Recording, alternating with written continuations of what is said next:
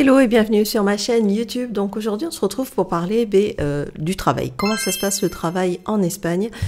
Donc là, les Espagnols travaillent 40 heures par semaine pour 1184 € bruts sur 14 mois. Ils ont 30 jours de congés. Il y a d'autres congés qui se sont rajoutés comme pour le mariage, le Pax, les décès, accidents, etc.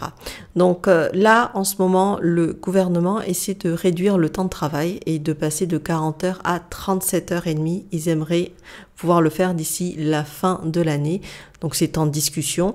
Je vous ferai bien sûr un retour là-dessus dès que ce sera validé ou pas. Donc après, au niveau des horaires des Espagnols, donc généralement, je crois qu'on a tous le souvenir quand on est jeune et qu'on allait en Espagne, c'est qu'il y avait l'horaire de sieste qui va de midi jusqu'à 15 heures à peu près. Donc là, souvent, il y a des boutiques qui réouvrent qu'à 17 heures ou quelque chose comme ça et qui vont jusqu'à 20 heures, voire 21 heures des fois. Donc ça permet de pouvoir faire des courses, je dirais, ou de sortir dans les magasins beaucoup plus longtemps. Mais il y a une coupure au minimum de midi, 13 heures, on va dire, jusqu'à 17 heures. Donc voilà, là le gouvernement a prévu également donc d'accorder du moins 300 000 permis de travail pour des migrants sans papier. Donc on va voir ce que ça donne, c'est ce qu'ils aimeraient. Là l'Espagne c'est surtout au niveau des jobs, ça va être dans tout ce qui va être secteur du service.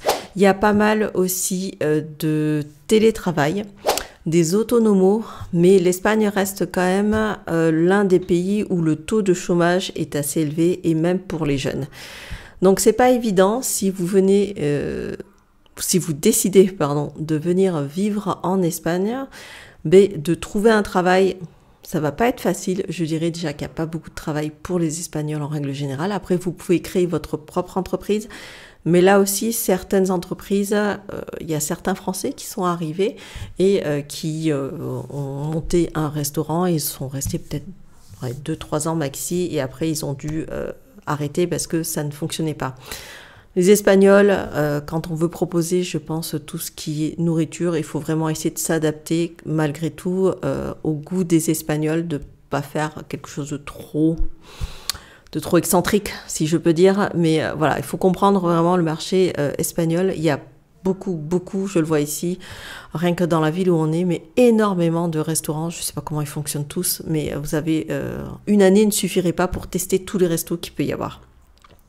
Donc voilà, c'est vrai que mon compagnon a eu une discussion avec une dame, donc avec une Espagnole quand il est allé dans une, ça s'appelle le snack room, donc c'est là où ils présentent des serpents et tout ça. Elle lui demandait comment ça se passait en Espagne pour lui, qu'est-ce qu'il en passait. Je dirais que c'est toujours plus facile quand on a des revenus français de vivre bien, mais quand on a des revenus espagnols, c'est beaucoup plus compliqué. Déjà du fait d'avoir 1184 € bruts, donc c'est pas énorme.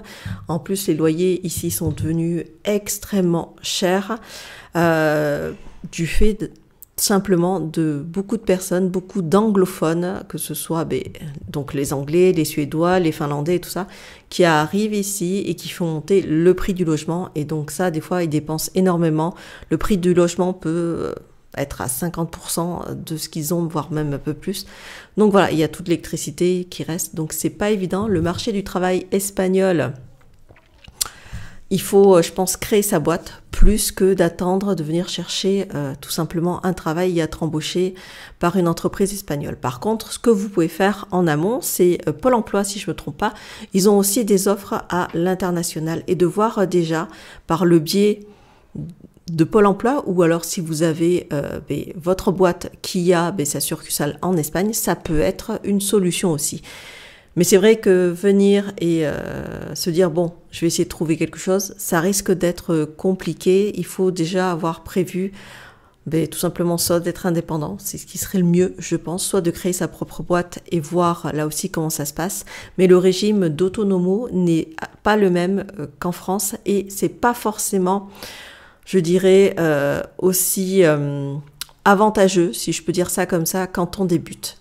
Donc, je vous ferai de toute façon une vidéo sur les autonomos parce que les autonomos, si vous voulez, ils payent dès le premier euro, alors qu'en France, on paye, si on a fait 0, on va payer 0. Ici, voilà, donc on va payer et souvent, c'est des franchises et la franchise peut aller jusqu'à 300 euros. Mais là, en ce moment, c'est à peu près 80 euros. Donc, enfin, je vous en parlerai beaucoup plus, mais sachez que le marché espagnol, c'est compliqué. Venez plutôt, si vous voulez venir vivre ici, ayez déjà votre projet de monter soit votre entreprise, soit vous pouvez travailler depuis chez vous. C'est ce qu'il y a de mieux. Donc voilà, n'hésitez pas à me contacter, de me laisser un message, ou alors si vous êtes des Français, de me donner votre point de vue. Ça peut toujours être super intéressant d'échanger entre nous pour voir un petit peu qui fait quoi et comment ça se passe. Voilà, je vous dis à la prochaine pour une autre vidéo.